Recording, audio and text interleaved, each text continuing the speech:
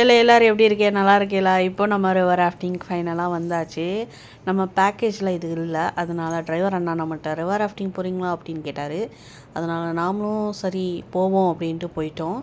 சரியான வெயில், மதியம் 2 மணிக்கு இது போகிறோம்.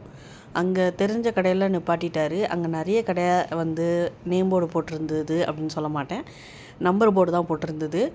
அதில் நம்மளுக்கு கேட்கும்போது 4500 ஒரு கப்பலுக்கு அப்படின்னு சொல்லிட்டாரு. கொஞ்சம் கூட குறைக்கவே இல்லை. சரி ஃபோட்டோவுக்கு வீடியோக்காவது குறைப்பீங்கன்னு கேட்டதுக்கு அதுவும் பார்த்து 500 தான் குறைச்சாங்க. 1500 1000 தான் கொடுத்தோம்.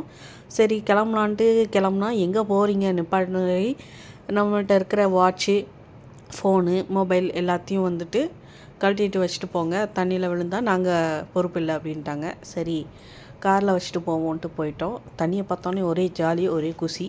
சரி ஆனால் பக்கத்தில் நெருக்கும்போது தான் நம்மளுக்கு கொஞ்சம் பயம் ஆரம்பிச்சிது. ஏன்னா நீச்சல் தெரியாது நம்மளுக்கு.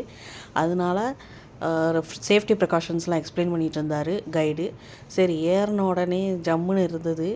அதுக்கப்புறம் கொஞ்சம் தூரம் போகும்போது அந்த பள்ளத்தில் அந்த அலையில் மாட்டும்போது தான் நம்மளுக்கு ஒரே பீதியாக இருந்தது. எங்கே விழுந்துருவோமோ அப்படின்ட்டு. ஏன்னா நம்மகிட்ட கொடுத்தது வெறும் ஒரு லைஃப் ஜாக்கெட்டும் ஒரு ஹெல்மெட்டும் தான்.